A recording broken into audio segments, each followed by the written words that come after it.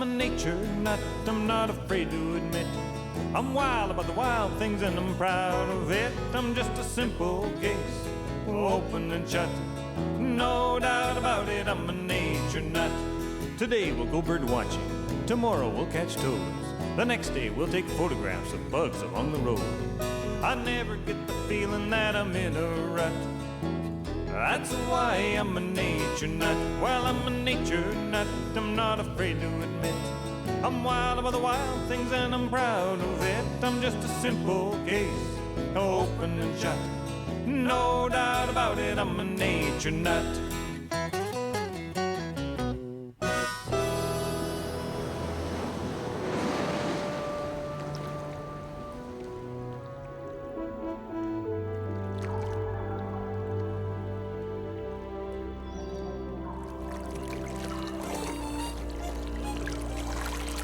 Hey, it is cool here. Hello, Nature Nuts. How are you? We're back in the water this time around, and we're going to look at some more of the denizens of the coral reef environment. You know the word denizens? They use it all the time on nature shows. Sounds good. That seems it looks good too. Well, in a previous episode, we looked at the techniques of snorkeling and reviewed some of the more obvious sorts of colorful, easily encountered coral reef fishes. This time around, I'd like to take a broader look at the coral reef environment, examine some of the other creatures that live here, look at the reef itself, and, well, let's just say we're going to have a look at coral reefs from a naturalist perspective, from the perspective of a nature nut. Ancient coral reefs are responsible for most of our fossil fuels, like oil and gas. Okay, well, I'm keen to get back in the water here. And you might be wondering why you'd bother to go on a snorkeling tour on a boat when you can just walk into the water from the beach. The answer is, first of all, it's fun to go on a boat. You might see some whales or something like that. Secondly, you can get to places where some of the nifty critters live that might not be around, your hotel. And third, you can get to places where the water is beautifully clear. So, I'm all ready here. Just give me a sec. Okay, beautiful. I've always wanted to do this. Here I go.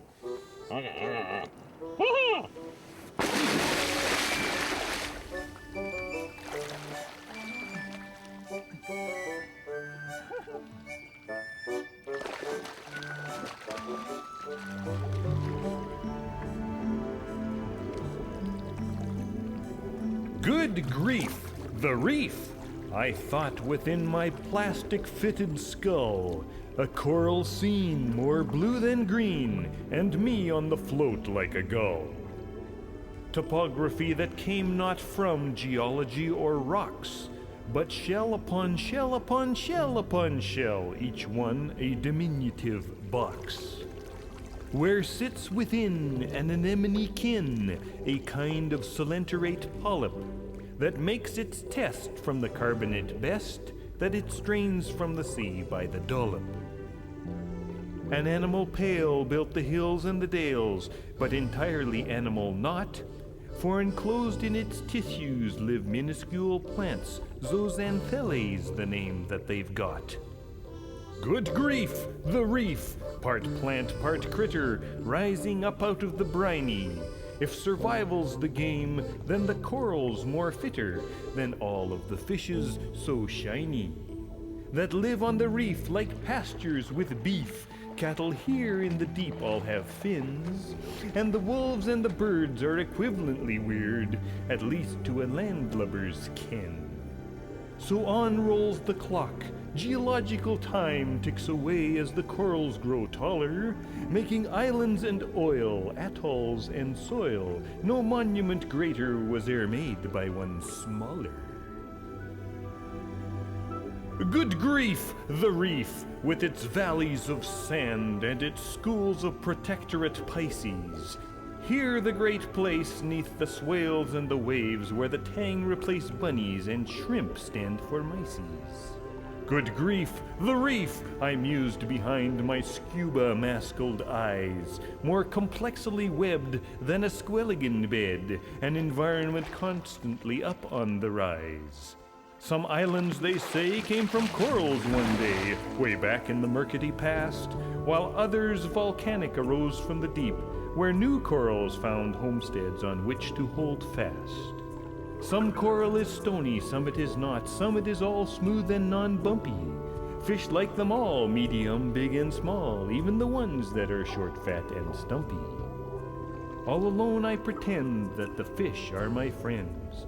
I'm a denizen here in the shallows. At home in the briny, I still feel quite tiny when compared to the whales, those big fellows. Good grief, the reef! It's a world in itself, an ecosystemic phenomenon. For a guy from the flats, it's apparently that, a sight quite rare and uncommon. And with that ends the longest poem I have ever composed. Quite a peach, don't you think?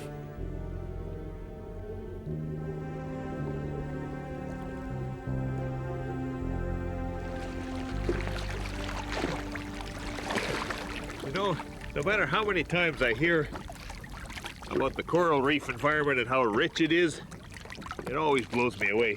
It's like the tropical rainforest. Sorta. It's wetter.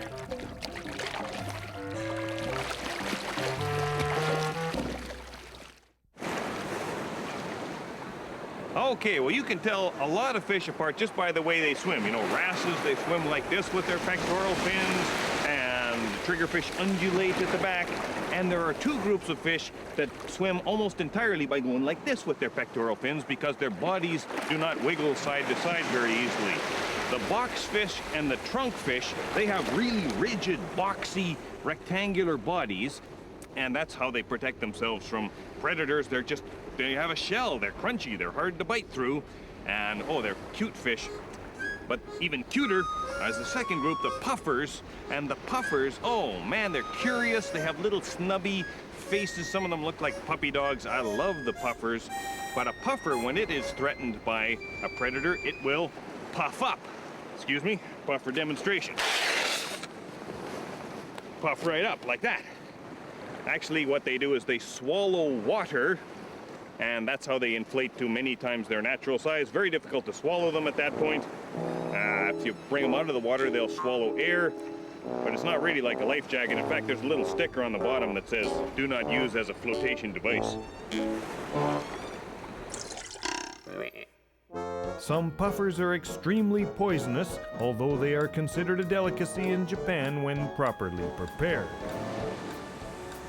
All right, well, let's talk about another wonderful, fascinating group of reef fishes, another family of reef fishes, and this time I'm talking about the triggerfish.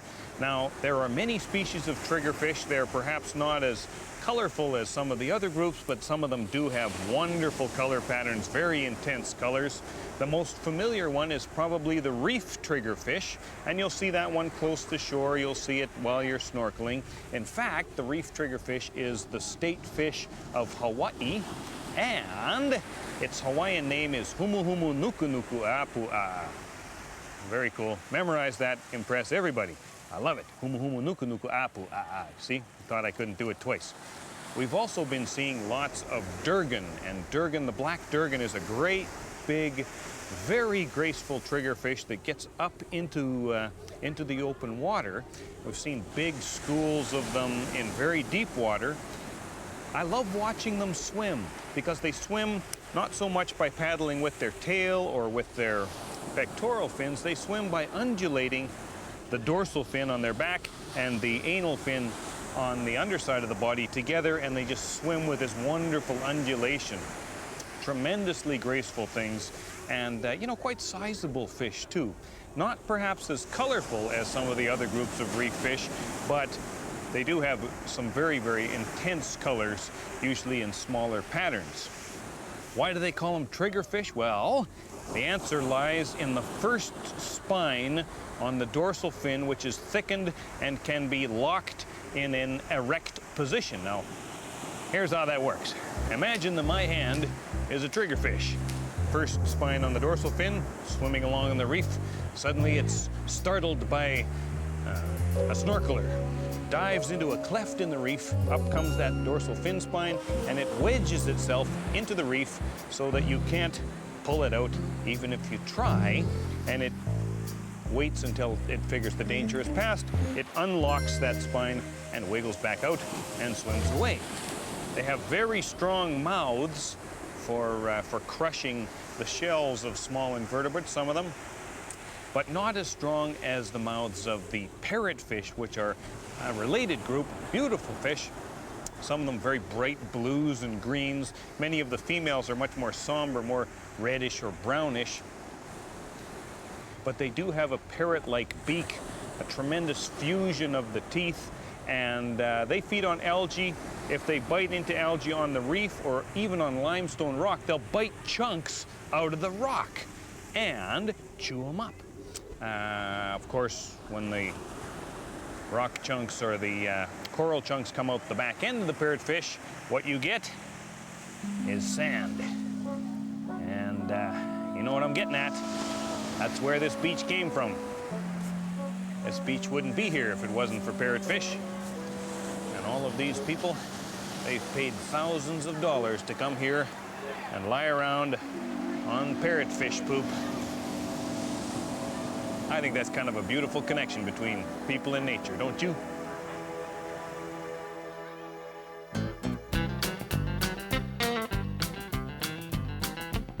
It seems these days that northern folk no longer stay home in December. Forget the snow and off we go where the temperature never gets below. Ho, ho, ho, ho, ho. What do we see when we open our eyes on the morning of December 20 and 5? Instead of spruce, there stands the palm. Instead of snow, it looks like Guam. Instead of a parka, we put sunscreen on. And don we now our rubber wetsuit. Christmas corals bright below, hark the angelfish's tribute to the sea of melted snow. Sing ha ha ha for the Christmas rest. Don't sing bass when you're singing to the bass. You can blow soprano at the trumpet fish and listen for the flounders gibberish. It's Christmas time underwater at the tropical beach resort. It may not feel like it oughta, but then again, who cares? Who cares?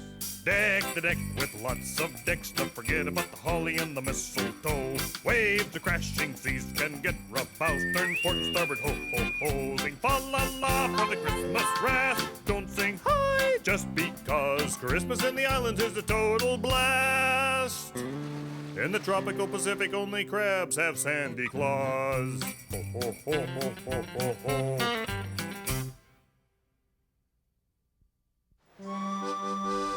Okay, well, I've got a story for you now. One of the things I've always wanted to see is a sea turtle in the sea while I'm in the sea with it. I've seen quite a few of them from the shore, just their heads poking up out of the water, but it's not the same. Many friends of mine tell me that they've been lucky enough to run into sea turtles when they're snorkeling just offshore in shallow water. They're quite skittish, but occasionally you'll get lucky. At least they got lucky. I've never been that lucky with sea turtles. So today, we decided, let's pay the big bucks. Let's go out on the snorkel boat, and we told the captain to find us a sea turtle. He said it was going to be no problem because if nothing else, we could look for Speed Bump. And Speed Bump is a sea turtle that lives out by these nautical marker pilings here, always getting in the way of boats. I didn't want to get in the way of the boats myself, mind you, so we were fortunate enough to find some other turtles out a bit further. And magnificent. I mean, what a sight to be above these things in very deep water with a bunch of triggerfish in the water as well, and these gigantic sea turtles the size of a boulder flying through the water in slow motion. Literally, they fly through the water rather than paddle through the water like a pond turtle. Graceful, tremendous, unbelievable critters. Been a good day for me. Finally got to see my sea turtles at sea, you see? Now these are green sea turtles, and they're relatively easy to find in Hawaiian waters. There's another species, the hawksbill sea turtle, that is much, much more rare and in fact is an endangered species. There are great efforts underway to protect the nesting habitat for the hawksbill sea turtle, and this group consists of not only local Hawaiians from a nearby canoe club, but also volunteers associated with the Kealea Pond National Wildlife Refuge. Everyone is working together to remove introduced weedy plants and let the native vegetation come back, hopefully encouraging the formation and the persistence of these sand dunes that will allow the wonderful hawksbill sea turtles to breed there. Sea turtles have a big place in Hawaiian cultural values and history, as the leader of the canoe club, Bully, explained to us after rallying his troops for some serious weed pulling.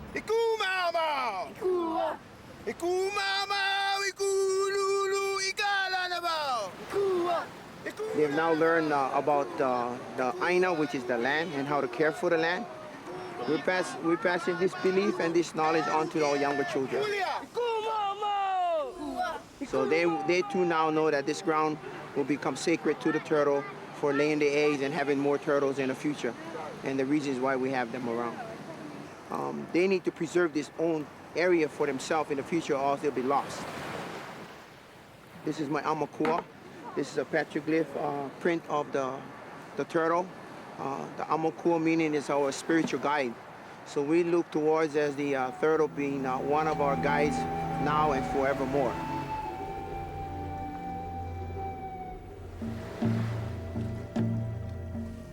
You know, it's so nice and calm and quiet out here. We take the calm and quiet for granted when we're on the boat.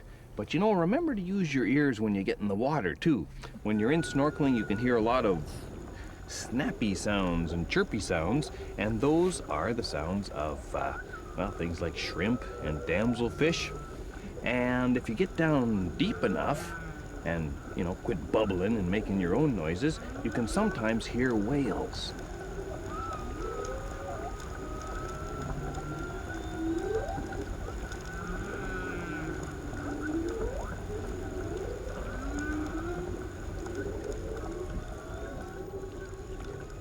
We saw a lot of whales on the way over here.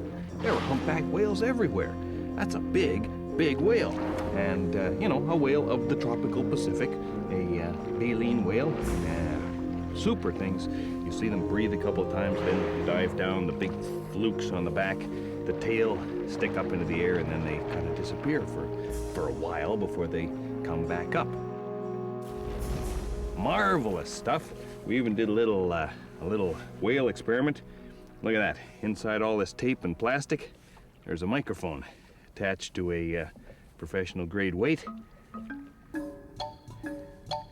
Sound man Larry, he told me this wasn't gonna work. Ha! Worked fine. 2 or 3 minutes. Now we need a new microphone. We did get to hear the whales, and we got to see them too.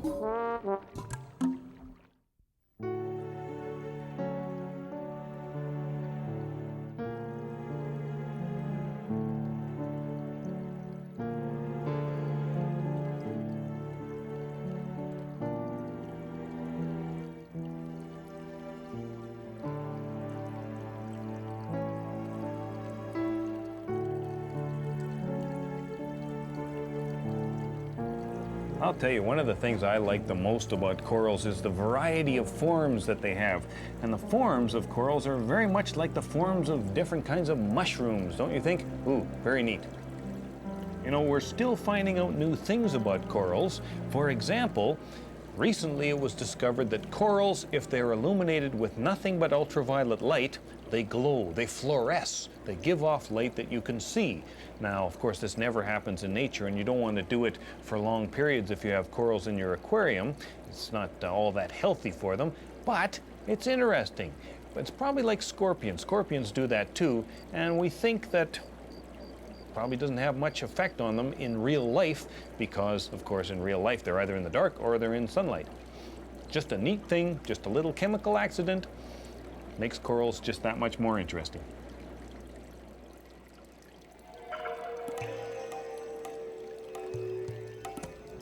Now, what'd I tell you? Isn't that neat? You'll notice that not all of the corals are fluorescing, but the ones that are fluorescing, they're fluorescing magnificently. I'm getting all nostalgic here. That reminded me of posters I used to have in my bedroom back in the 60s.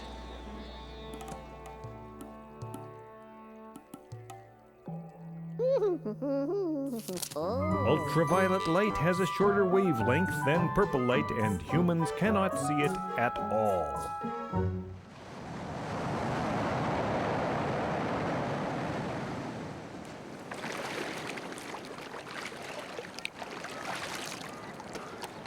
Ah, I've got to admit, I really love it out there. But you know, after a couple of days of solid snorkeling, I'm just about snorked out. And we're out of time, too. So I hope you've enjoyed our little tour of the coral reef environment. And remember, the whole thing depends on the coral reef. And the coral reef is a living thing. It's the skeleton of millions and millions of little coral polyp organisms. And not all reefs in this world are doing as well as the reefs we've been looking at. There are concerns about coral reef diseases, the damage done by boat anchors. And the one thing you can do as a snorkeler, try not to trample the corals when you're snorkeling. Always go in at a sandy spot, come out at a sandy spot, and when you're out there, don't stomp on the corals or damage them. I always try to behave politely toward corals myself. Whoa! But then, I'm a nature nut. And I hope you are too. See you again soon. Oh, maybe I can handle one more little snorkel.